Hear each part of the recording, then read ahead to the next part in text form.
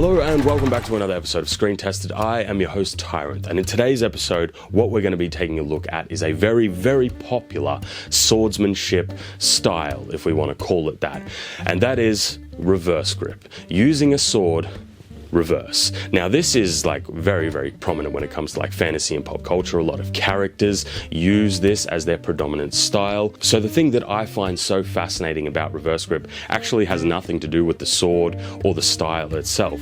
It actually has to do with the people who will defend reverse grip no matter what. People think it's actually legit when it comes to real swordsmanship. So in today's episode I kind of wanted to discuss it and maybe go through some points. And I did actually speak about this maybe a couple of years ago. It was quite long-winded, and I don't feel like I effectively and clearly conveyed my points. So in today's episode, I wanted to go through it a little bit more in depth and go through some of the reasons why I think, reverse grip, doesn't work. Or maybe it does. Hey, I could be wrong. But let's just go through some of the points when it comes to swordsmanship and see if it's an effective style. So what we'll do, we'll grab our sword and we'll head out where we've got a little bit more room to swing this around. So for the first point we need to bring up, and that is, we're not talking about niche examples, right? We're not talking about examples where there's one particular situation that if it goes a particular certain way, reverse grip might work, right? We're not talking about that. What we're talking about is reverse grip as a general sword style, as this is what you main on every day. You go to sparring, you go to fight, a character uses reverse grip as their main sword style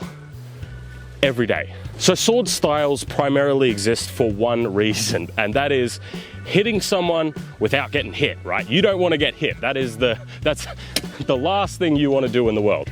So most of the sword styles that you will learn will teach you how to hit someone without getting hit. Now sports as like sword styles are a little bit different, because I'm pretty sure in most of them doubles you still get points for doubles, I'm pretty sure. However, this is why something like HEMA is a little bit different, because if you double, you don't get a point. Now, anybody who's curious what a double is, it basically means that when somebody, they fight, both people die in that exchange. That's called a double.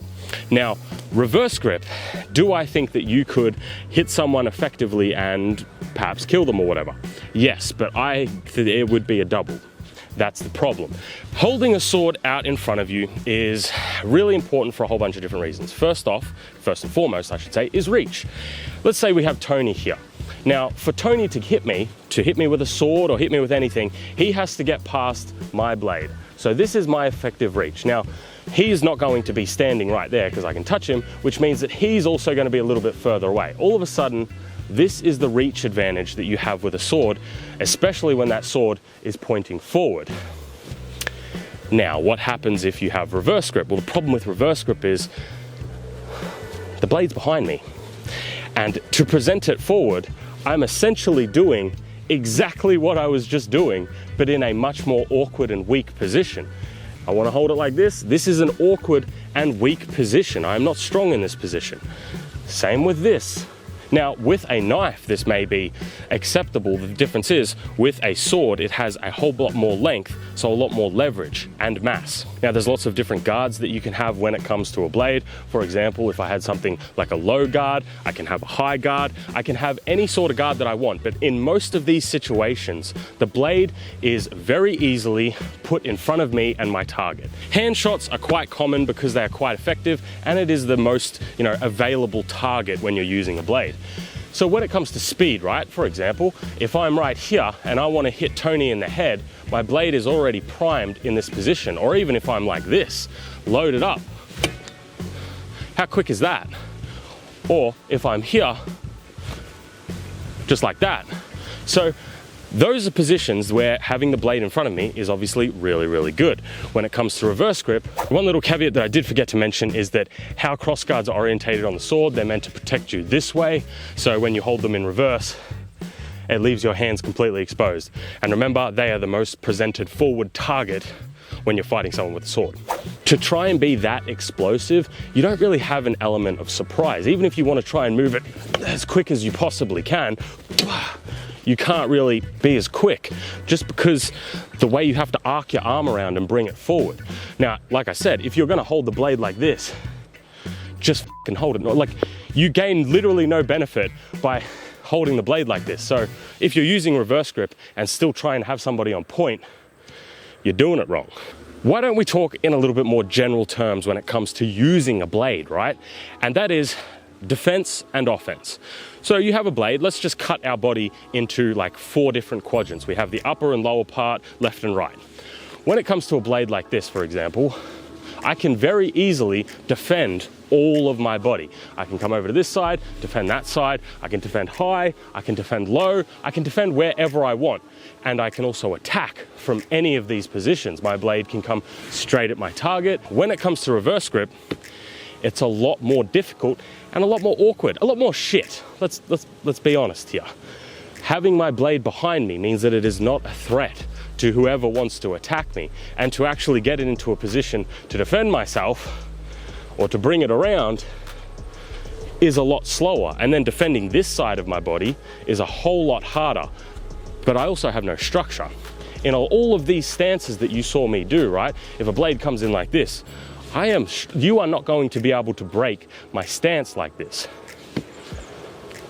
Like this, or even if I'm holding this, you are. This is not very strong. You're going to be able to blast through that. So you are weak, you have less range, not just because of the blade being behind you, but also because of the biomechanics of how your body works. It means that you can't extend that extra bit. If you're enjoying today's episode, you should consider subscribing. That was loud. Subscribe. So let's go back to speed, right? Obviously, me having my blade presented forward like this means that I am already 90% of the way to touching my target, which means actually striking, I'm a lot quicker than if the blade was over here and I have to bring it all the way around. So the positions that you start at with a reverse grip are not as good, they're not as strong, and they're not as fast. But then we come to the next point, and the next point's an interesting one. And I haven't heard many people talk about it, because I feel like a lot of the things that I've covered here, countless people have spoken about, is your hands, your handy hands. There's a joke in there somewhere. So, your handy hands. When you look at your hands, which ones are your strong fingers? My strong hand. These 3 fingers here, your thumb, your pointer, and your middle finger. Sorry, I didn't mean that, whatever. These are your 3 strongest fingers. They're also your biggest fingers.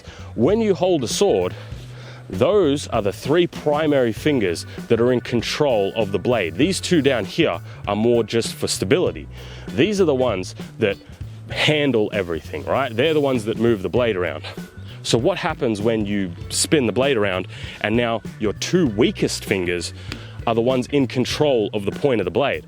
All of a sudden, your blade is a lot weaker, just because of, like, this is something that isn't even, there's no debate to be had here. The fingers in your hand are just, they're weaker. These 2 are weaker than these 3. And then we get into, like, perhaps the biggest, like, all of these are kind of detriments, right? They're all detriments, but the biggest one, the one that I don't think is overcomable, that sounded weird. The one that you can't overcome is dexterity, feints, and how your wrist articulates. Because our wrist is a weak point. Our wrist is a weak point when it comes to, weapons and fighting and things like that. Having a wrist like this and trying to extend forward is not possible. Like, my arm has to come with it. My wrist can't extend this way any further. But when it comes to like this, my wrist can extend all the way out. This also means that if I want to pull off a complex cut, for example, I want to do a reverse edge cut to Tony here, my wrist is what brings that around, right? My wrist. When it comes to a reverse grip, a lot of the shots that you'll pull off can't do those kind of complex movements. So you're kind of fucked, essentially.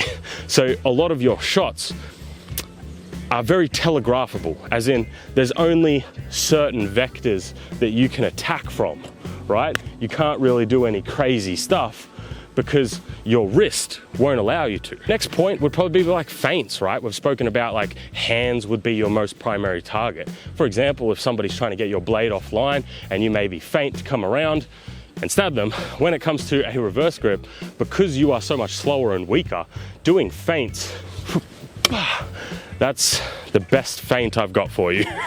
So feints. also not really the best option when it comes to reverse grip. And this is something you got to remember.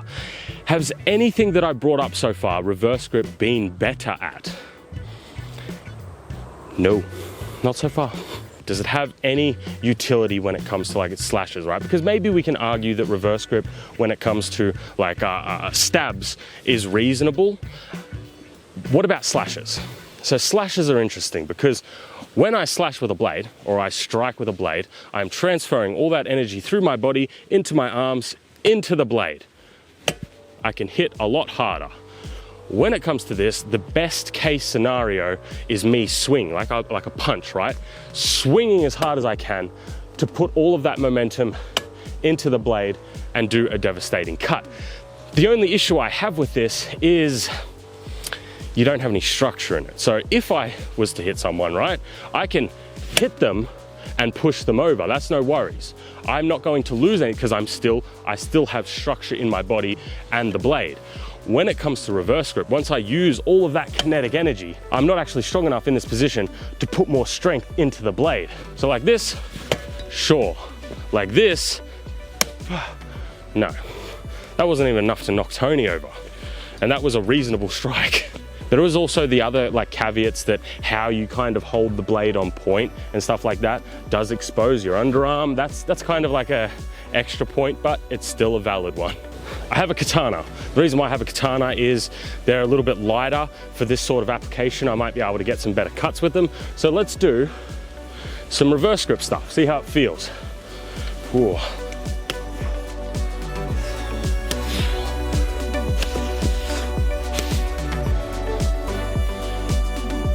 Yeah, I don't like that. I can feel that in my hands a lot of different ways.